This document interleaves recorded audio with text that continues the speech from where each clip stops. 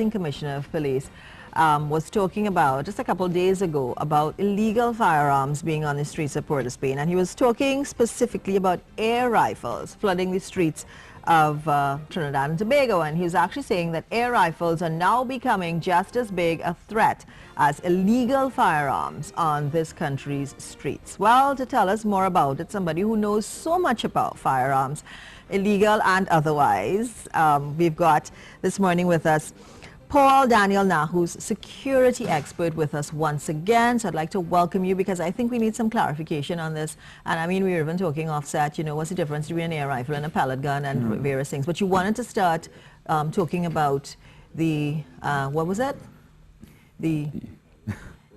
I'm back there.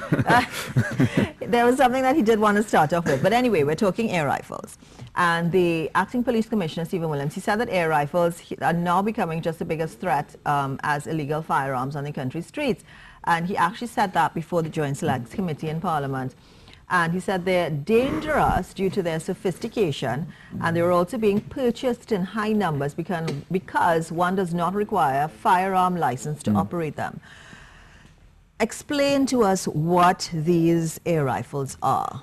Well, it's basically it's what we call a pellet gun. Right. That's a slang term for it. But an air rifle is just a rifle. It's a rifle, and it propels a projectile by air power as opposed to using gunpowder.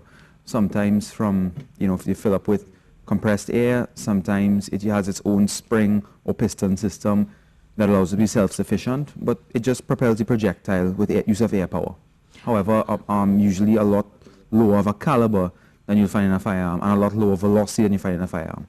Do you need a license for it? Of course, you need a permit from the police. The Commissioner of Police issues permits for it. You go through the Firearm Department of Police for it.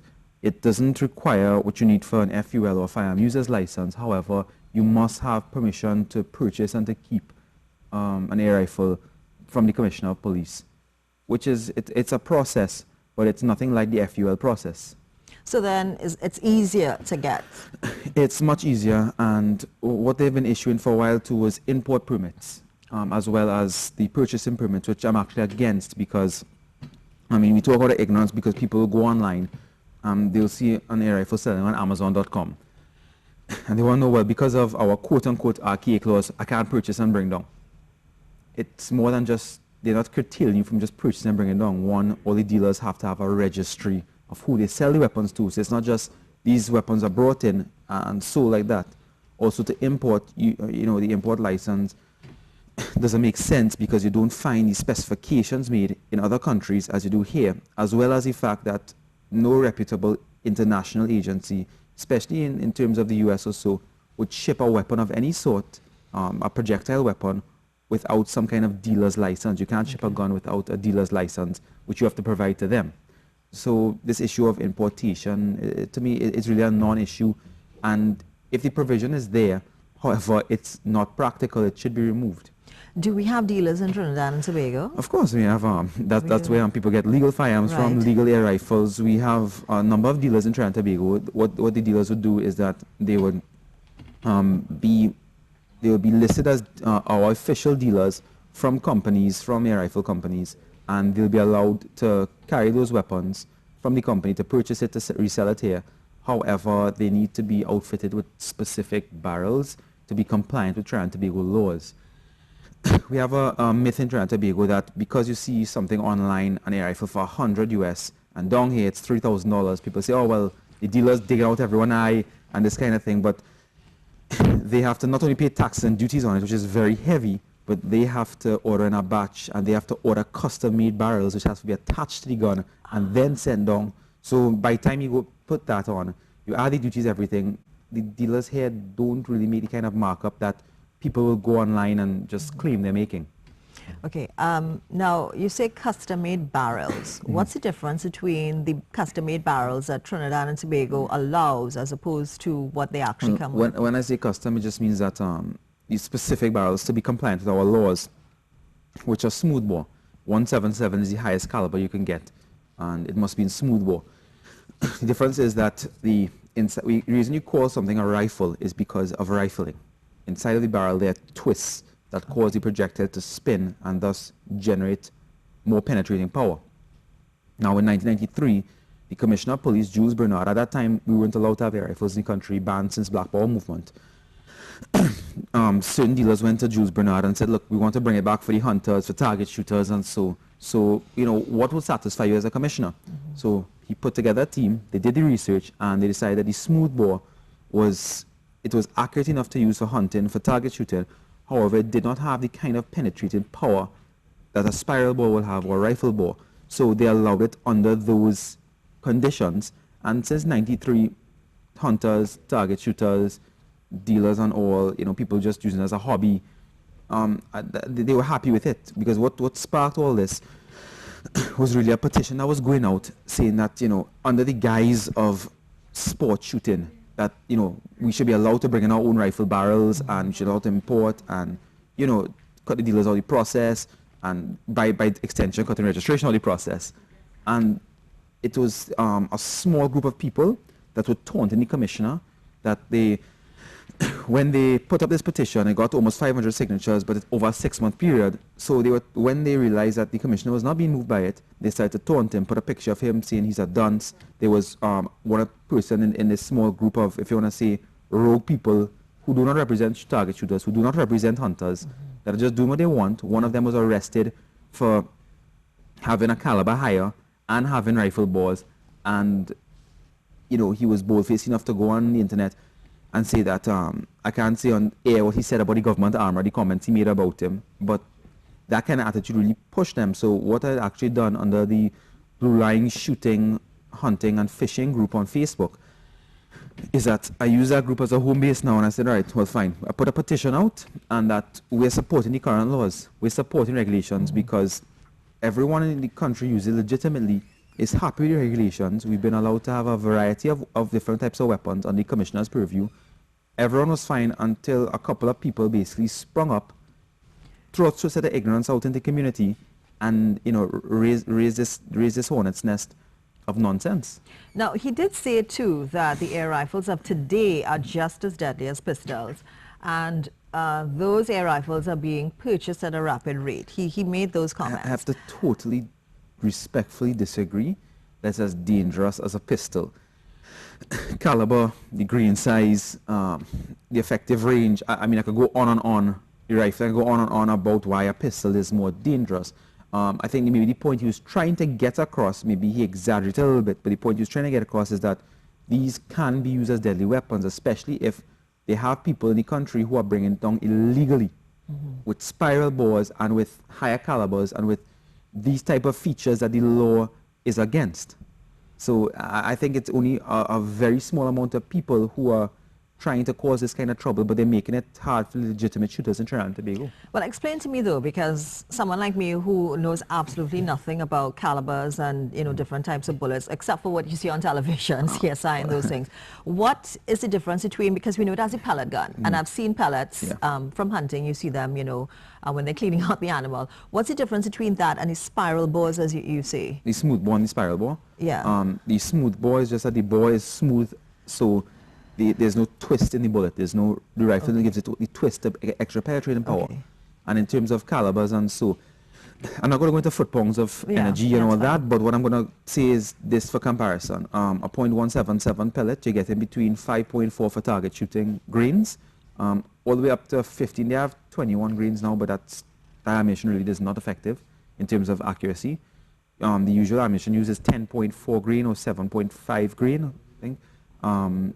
For comparison, a bullet from a pistol you're going to get from 115 target grain all the way up to 180 something grain. So that's to give you a comparison with the size of the grain of the bullet compared to the pellet. Now, what damage can it do if used on someone, on a person, as opposed to depending on the power of the rifle, it can wound someone seriously. In some cases, it can kill someone. If the pressure depends on the specific gun. You have guns carrying 900 feet per second, and you have some carrying 1600 feet per second. Some people modify it. They have all this thing going on, but usually power is only going to be limited to a certain amount of foot-pounds of energy. You're not going to ever get the effect you can get out of a pistol or out of, let's say, a firearm rifle. Do you need training to use an air rifle? In Trinidad and Tobago, unfortunately, you do not require training, you require the permit. But for Blue Line Law Enforcement Academy, what we do is that we offer training courses on marksmanship for air rifles, which half the course is focused on the safety and proper operation of your weapon or so, which I think they should have in place before you get that, because of, you know, negligent discharges and these type of, you know, human errors that occur. Are there, with the ones who actually legally own firearms, the air rifles, what would you say they use them for specifically? Mostly target shooting and hunting. Hunting small game and target shooting. So that's basically what they use for mostly. Some have used them in situations that to defend themselves, but that is incredibly rare and mostly undocumented. It's mostly for hunting and target shooting. But I wanted to mention too that I know we're talking about crime and the firearms, but I had to mention this in Port of Spain, because I was taking a look at the statistics recently, and I was doing a little bit of seeing that the crime in Port of Spain itself has been reduced drastically. And I really had to mention that they have the ASP Passad of the CID task force, Sergeant Williams and PC Myers. Those are just some of them in the CID task force. They have been working relentlessly in Port of Spain, just going over those figures. And not only that, but, you know, remember a couple of years ago there was an arrest of a jewelry, there was a jewelry store heist. Yes. $20-something million or so. You know, 5 men are on charges for that. The CID have cracked down on it and locked them up and recovered mostly jewelry. Yeah. So they're working. Yeah, I'd say some of them. So we can't. I just want to say that we can't. The ones that are working, we need to get them support and press forward from there. Of course. Now, the commissioner also said, the acting commissioner also said that when he was asked whether gun amnesty would assist, he said that research showed that this wasn't effective. What do you think about a gun amnesty? In terms of if you're talking about terms of firearms, it's not going to be effective. I agree it's not going to be effective, because what is the threat? If you say, okay, we're offering a gun amnesty, well, they have to know something is coming, that they're not going to have the guns by the time the police are done. So if you want to offer a gun amnesty, there must be some kind of serious threat to the criminals to make them want, what it was going to make them give up their guns. So I agree with the commissioner that a gun amnesty will not make sense at this point in time. All right, so how do we curb what is happening? Because apparently we do have these illegal ones coming in. People are getting them illegally from his claims. The petition I have, you can go on Facebook and look for either Blue Line Law Enforcement Academy or Blue Line Shooting, Hunting and Fishing Club. And we have a petition there. In a day and a half, the petition got over 150 signatures, and it's only growing. And it's basically saying we support the law. If the commissioner is happy with these regulations, that it's not, well, now he's not happy because he's being pushed. But if we are happy with it, it hasn't been causing a problem since '93. You know, support to keep the legislation as it is, to keep it smoothbore, 177, put out some videos coming up soon, educating the public on breaking myths. For example, they say a smoothbore is not accurate. At 10 yards, 20 yards, for some of them, you can shoot the head off of a pin. That's the type of accuracy you can get out it. It's a target shooting weapon. And with these custom barrels, these smoothbore barrels, a reputable company is not going to sell it, even with a custom barrel. They're not going to sell it to a country if it's going to compromise their name. So everything is well tested. So I mean, I think that if you want to go online and look for Blue Line, you can come and find us. We offer safety training as well. We're trying to keep this, it, if you want to say, regulated by the hunters and shooters, so that we don't lose it, so that we follow the proper laws, so that we don't end up losing this sport and this hunting tool. Okay.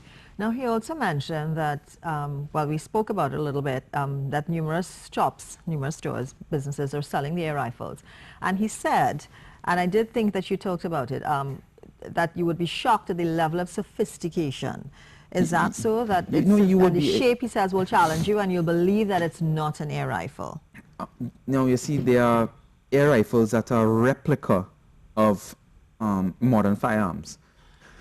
Is that to make it more attractive? It is. However, most dealers in TNT, reputable dealers, most of their models, you can distinguish that it's an air rifle. Once you know anything about firearms, you could watch and just distinguish it. But which is why the police also restrict the importation of replica weapons. Okay. Whether it's an air rifle replica weapon or a prop weapon, they restrict the importation of it. for simply that purpose. It does not look like an AK-47. It doesn't look like an AR-15. Most of them you could distinguish easily. Should we be worried? If you're a hunter and target shooter, possibly, but if we lobby the commissioner in a respectable manner, not for a change, but to hold on to what we have, I don't think we should be very worried about it.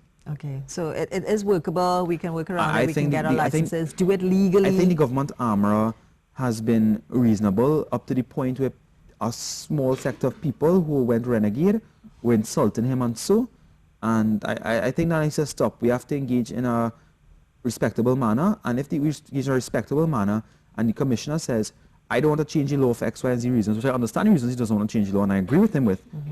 You don't want to change it for that? No problem. We're happy with what we have. But a problem is that some people are not being content. Yeah. We're content with what we have. We can go forward from there, I think, in a respectable way.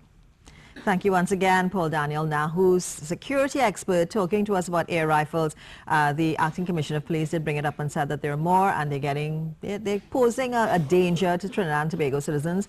We just got some clarity on it, so I hope that that allays your fears just a little bit. Thank you once again.